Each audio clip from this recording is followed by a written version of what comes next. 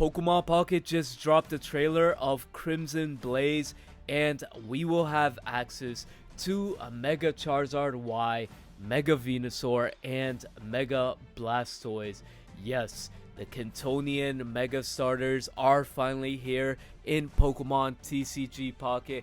Not to mention, we got a lot of good supporters and trainers. So today, we're gonna focus on Mega Charizard Y and Mega Venusaur. We're gonna go over fun concepts, how you guys could play them in the metagame coming up December 17th. Alright, I want to talk about Magby and Torkoal. So basically, in this variant, we're gonna rely on the energy ramping from Magby and definitely have the Torkoal attacking into Oricorio for 70 exact damage, because you know that's probably gonna see a rise in play.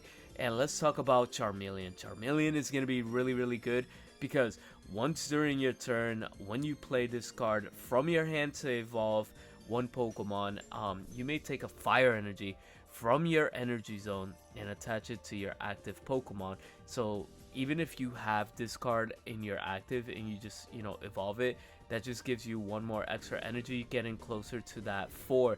So that being said, Mega Charizard Y has an attack for Crimson Dive that does 250 damage for 4 energy. So you definitely want to ramp up, Charmander, right? With Magby turn 1, and then afterwards turn 2 you could swap into you could either just keep Magbying the Charmander, or you could definitely just swap into Charmander, evolve into Charmeleon, get that extra energy and attach one more energy to 50 damage, and then the following turn you're definitely gonna have a Mega Charizard Y that could do 250 damage to anything on the board.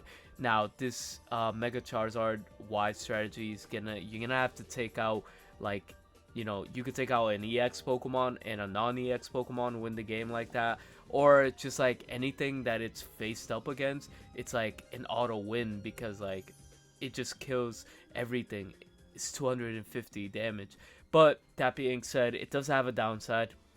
It does take 50 damage for any hit, like any time it attacks. So the downside also being that Oricorio is a thing in the format. Not only that, Oricorio is a thing, we have Cyrus and Greninja pings, which is super common in the metagame. You have Absol attacking the back row, you have Heatmore attacking the back row, which could be really troublesome. So basically, the name of the game, you want to control the speed tempo with this deck, and I feel like, just this is early game, I feel like this is the best way to start. And you obviously want to have your candies, because you're also relying on Magby to charge up the Charmanders, and then you have your double Pokeballs, Professor Researches, May for consistency, Lily to heal, because you are also taking 50 damage for almost every hit.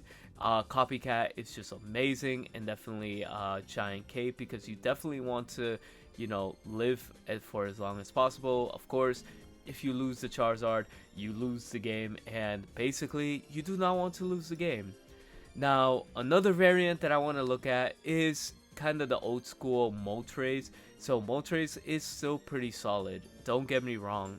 Coin flipping and then just getting 3 feels so right. The Charmander is that you want to be playing is the one that deals 30 damage, because baby Pokemon are still a thing, and you want to get rid of that as fast as possible. So in this variant, you do want to focus more or less just evolving through Charmeleon, because you have Charmeleon, that could give an extra energy to Moltres, so it could start doing 70 damage. Or you could just keep using Moltres' ability, and when you're ready to swap out with it with cards like X Speed. But here we do a little split with Charizard, the regular Charizard, because you definitely need to have an Oricorio answer. And this card right here, dealing 150 damage, this is the only Charizard that's gonna be discarding energy. And if you start off with this Charizard, right, and they knock it out, you have access to Flame Patch. Or if you retreated with Moltres, You do have access to Flame Patch, so you can make your Mega Charizard Y a threat for whatever turn. It's still really good. You play your Pokeballs, X Speed, so you can get the Moltres out. Serena is gonna help you search for that Mega Charizard Y. Double Research, 1 May, 1 Lily, and 1 Copycat and 1 Cape. These are, this is the Moltres variant. I definitely do think Charizard, the regular Charizard, is definitely going to see a lot more play in the upcoming metagame. Let's talk about Entei EX with Mega Charizard Y EX. So basically in this variant, you're going to rely on the Charmeleon.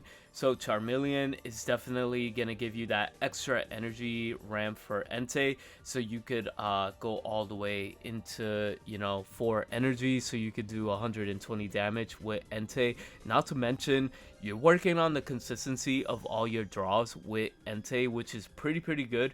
And, you could get into your Charizard lines and, Entei, you could just keep in the active zone and attacking until it gets knocked out, because you have access to double Fire Patch, and double Fire Patch could get you into that 4 energy range in order to attack with Mega Charizard Y. You definitely play the Charmander with the 30 damage, because the 30 damage overall is going to be really strong. It's just going to take away like all the Chinglings, any of those annoying starters that you see common or baby Pokemon. Charmander is 1 hit knocking it out, and then you get the 2 Pokeballs, obviously the 2 Fire Patches, double Sabrinas to deal like with the Oricorios. As long as you're not seeing double Oricorio on the field, the matchups are kind of winnable. Double Professor's Research, double Lily, so your Charizard is living forever, Copycat, and Giant Cape. And now I want to talk about Mega Venusaur. So this version right here, we're going to use Lilligant, the card that came Crown Rare. So basically, its ability, if you guys aren't aware, it gives 20 HP additional to all your grass type Pokemon. So that being said, your Venusaur could be 260 HP. Add Cape into that, you're like seeing crazy numbers like 290 HP. The attack for Venusaur is Critical Bloom for 120. You do have to require 4 energy and a poison, and puts your opponent's Pokemon to sleep as well. In this variant, you're playing 1 of each, like of the variant Bulbasaur, Ivysaur, and Mega Venusaur, because we're going to take advantage of Quick Grow Extract, so you could evolve from your deck Bulbasaur and then get into Mega Venusaur a lot quicker. So this variant, you're looking at Pichu and Oricorio. So you use Pichu to get the 2 colorless, and then you use your regular turns to put 2 energies for grass, making it a lot more easier to get 120 out there and start swinging. And then you have cards like Oricorio playing defense, so you can stall and charge up your Venusaur. The simple fact that it could go into 290 is insane. That being said, you do play 2 Pokeballs, 2 Professor's Research, 1 Mars, 1 Cyrus, double Copycat, and of course the Leaf Cape. I feel like this deck has a lot of potential out of the 3 Mega Pokemon, because like, let's just be real, they're not all that great, but this is what we got. And if you want to see a Blastoise video, make sure to like, comment, and let me know if you guys have any other theory crafting, decks, or want to see anything else for like basically Magnezone, or maybe Decidueye EX with the quick extract, because there is so many possibilities. But again, we will get brand new cards, so once we get more cards, we could probably finalize all of these decks. But this is all, concept for now. But yeah, we'll see you guys next time. Peace.